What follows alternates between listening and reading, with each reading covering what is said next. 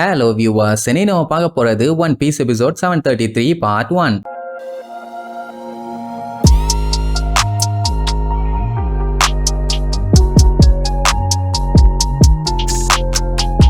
Open பண்ணா போன பாட்டுல நம்ம லூஃபி அப்படியே மாசா ஒரு என்ட்ரி கொடுத்தான். அவன் வந்ததை சொன்ன உடனே அங்க மக்களுக்கெல்லாம் சந்தோஷம் தாங்க முடியல. நம்மளை காப்பாத்த தானை தலைவன் தன்மான சிங்கம் களத்துல இறங்கிட்டான்டா, இனிமேட்டு அந்த டோஃப்ளமிங்கோவை போட்டு தோசை மாதிரி துவைச்செடுக்க போறான் அப்படின்னு ஆனந்த கண்ணீரோடு அவன் பேரை சொல்லி காட்டு கத்துக்கிட்டு இருப்பாங்க. இப்பதான் இவங்களுக்கு நம்பிக்கையே வருது. நல்ல வேலை லாவை விட்டுட்டு போனாங்க. அவன் மட்டும் ஸ்வாப் பண்ணல, வியோலாவை ரெபேக்கா நடு மண்டலையே போட்டு 2 துண்டா பிரிச்சு வச்சிருப்பான். லூஃபி வந்து காப்பாத்திட்டான்னு அவளுக்கு ஆனந்த கண்ணீர். ரெபேக்காங்க கதறி கதறி அழுவா. கத்தி உடஞ்சு போச்சுன்னு அழுகிறாளா இல்ல வியோலாவை வெட்ட முடியலன்னு அழுகிறாளா? வியோலாவை காப்பாத்திட்டான்னு சந்தோஷத்துல அழுதுருப்பா. இப்ப பைய டோஃப்ளமிங்கோ கூட சண்டை போட்ட பேக் டு த ஃபார்ம். அந்த ஆங்கரோட தான் செம காமெடி. விடாதடா லூஃபி, ஒரே அடியில அவனை பரவச நிலைக்கு அனுப்பிரு, இனிமேட்டெல்லாம் அவன் இருக்கவே கூடாது ஆஹா ஓஹோன்னு சொல்லி பயங்கரமா அவனுக்கு பில்டப் பண்ணிட்டு இருப்பாங்க. டோஃப்ளமிங்கோக்கு மறுபடியும் அடி வாங்க போறோன்னு கொஞ்சம் கூட கவலை இல்ல. பரவாயில்லையே கண்டா, திருப்பி வந்துட்டியே, ஹாக்கி பவரும் திரும்பி வந்துருச்சு போலன்னு கிண்டல் பண்ணுவான். அந்த டைம் லூஃபி பயங்கரமா மூச்சு வாங்கிட்டு நிக்க முடியாம தான் நின்னுட்டு இருப்பான். பவர் வந்துருச்சு ஆனா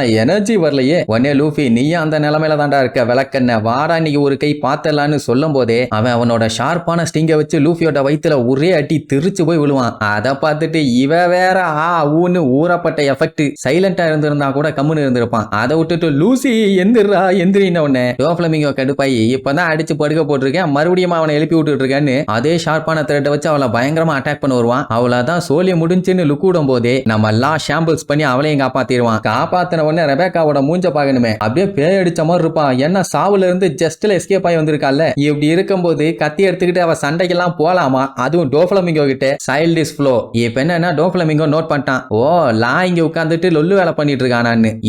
இரு இப்ப இவனை காலி பண்ணிட்டு அடுத்து நான் உங்ககிட்ட தான் வருவேன். யாரு? நம்ம லூஃபியே. அடி வாங்கினதுலாம் பைய பயங்கரமா மூச்சு வாங்கிட்டு இருப்பான். அதுக்கப்புறம் அந்த டோஃப்ளமிங்கோ எவர் ஒயிட்னு சொல்லிட்டு அவனோட ஸ்டிங்கை யூஸ் பண்ணுவான். பார்த்தா அந்த மொத்த இடமுமே கம்ப்ளீட்டா ஒயிட்டா மாறும். எல்லா இடமுமே ஸ்டிங்கா இருந்தா அவனால அதை வச்சு என்ன வேணாலும் பண்ண முடியுமே. சோ லூஃபியோட கையை லாக் பண்ணிடுவானா, அவனால மூவ் பண்ண முடியல. இத பார்க்கும் போதே மத்தவங்க எல்லாத்துக்கும் பயமாயிரும், ஐயோ லூஃபியை மாட்டிட்டானான்னு. அதுக்கப்புறம் 1000 நேரோன்னு சொல்லிட்டு ஸ்டிங் எல்லாத்தையுமே மொத்தமா சேர்த்து அதை யூஸ் பண்ணி ஓங்கி அட்டாக் பண்ணுவான். அவன் எப்படியோ வயித்துல தான் அட்டாக் பண்ணுவான்னு தெரிஞ்சவன லூஃபி என்ன பண்ணிட்டான், ஆர்மமெண்ட் ஹாக்கி பவரை யூஸ் பண்ணி வயித்தை நல்லா ஸ்ட்ராங் ஆகிட்டான். அடி தொம்மு விழுந்துகிட்டே இருக்கும். அவனு கஷ்டப்பட்டு ரொம்ப நேரத்துக்கு சமாளிப்பான். ஆனா ஒரு கட்டத்துல போது அவன் அடிச்சு அடி வயித்துல சொருகிரும். எல்லாருமே கத்திக்கிட்டு இருக்கும் போது மாசா போஸ்ட் கொடுத்துட்டு வந்து நின்னா கம்பேக் கொடுத்ததா அர்த்தமா? சண்டை வாடானா. ஆனா அதுக்கு நான் விட மாட்டேன்னு கேப் விடாம இன்னும் வச்சு செய்வான். நிஜமாவே உன் ஹாக்கி பவர்ல வந்துருச்சா, பரவாயில்ல வந்தாலும் நல்லா அடி வாங்குறேன்னு என்ஜாய் பண்ணி லூஃபி அடிச்சு தள்ளிட்டு இருப்பான். இப்ப இவன் அடி வாங்குறத பார்த்தவனே அங்க இருக்க எல்லாத்துக்குமே கவலையாயிரும். ஏன்னா இந்த அடி வாங்குறான்னா திருப்பி அவனால மறுபடியும் எந்திரிச்சு வந்து அட்டாக் பண்ண முடியுமா?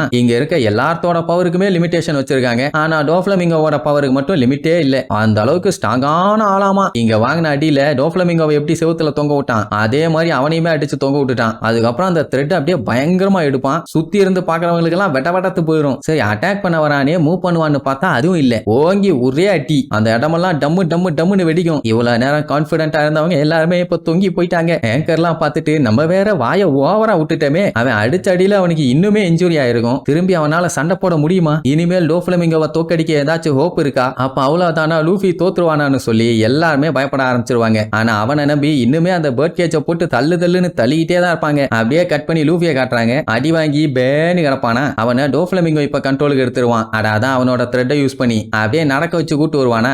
இப்ப நீ என்னோட பப்பட் கண்ணா, நான் என்ன சொன்னாலும் நீ அப்படியே செய்வ, இங்க வா வா வா வா அப்படின்னு பொறுமையா வர சொல்லி இவ்வளவு அடி அடிச்சும் இன்னும் உயிரோட இருக்க பாத்தியா, அதுதான் கண்ணா பெரிய ஹைலைட். சரி ஒன்னு பண்ணுவோம், உன் ஃப்ரெண்ட்ஸ் எல்லாம் ஓவரா வாய் பேசிட்டாங்க, நீயே உன் பவரை யூஸ் பண்ணி அவங்க எல்லாத்தையும் கொன்று பார்க்கலாம், ஸ்டார்ட் பண்ணலாமான்னு சொல்லி இப்ப லூஃபி கையால மத்தவங்க எல்லாத்தையுமே கொல்ல பிளான் பண்ணிட்டான். அப்போ ரெய்லி கூட பேசின கான்வர்சேஷன் இவனுக்கு அப்படியே ஞாபகத்துக்கு வரும். என்னன்னா 4th இயர்ல நம்ம பையன் ஒரு உருவத்துக்கு மாறினானே, அதுக்கு பேரு தான் காங்கன். அந்த உருவத்துக்கு மாறி நான் எல்லாத்தையும் அடிச்சு சாதிச்சிருவேன்னு சொல்லுவான். ஆனா காட்டுல ஒரு குரங்கு கூட அந்த பவர் எடுத்துமே அவனால சண்டை போட்டு ஜெயிக்க முடியல. உடனே தான் ரெய்லி இந்த மாதிரி தான் பவர்ஃபுல்லான ஆளுங்க நிறைய பேர் இருப்பாங்க, நீ இதை விட பெட்டரா ஏதாச்சும் பிளான் பண்ணுன. இதை விட பெட்டரான லூஃபியே ஷாக் ஆவான். இப்போ அந்த காங்கன் பவரை யூஸ் பண்ணியுமே இந்த டோஃப்ளமிங்கோ எஸ்கேப் ஆயிட்டான். இத்தனைக்கும் அத்தனை அடி தொம்முன்னு விழுந்துருக்குது. சோ என்ன பண்ணலாம் ஏது பண்ணலான்ட்டு அப்படியே பயங்கரமா யோசிச்சுக்கிட்டே இருக்கும்போது அவன் கண்ட்ரோல் பண்ணி பொறுமையா லூஃபியை வர வச்சுக்கிட்டே இருப்பான். அந்த டைம் வாயை வச்சுக்கிட்டு சும்மா இருக்க மாட்டானா? இந்த கேஜ்ல இருக்கவங்க எல்லாத்தையுமே என்னால மேனிபுலேட் பண்ணி கண்ட்ரோல் பண்ண முடியும். ஹியூமன்ஸ் எல்லாருமே கேவலமானவங்க தானே, அவங்க எல்லாத்தையுமே ஈஸியா மேனிபுலேட் பண்ண முடியும். என்னோட டிவைன் பவர் அவங்க மேல யூஸ் பண்றதுக்கு தான் அவங்க பிறந்திருக்கவே செஞ்சிருக்காங்க. மொத்தத்துல அவங்க எல்லாம் டம்மி பீஸ்,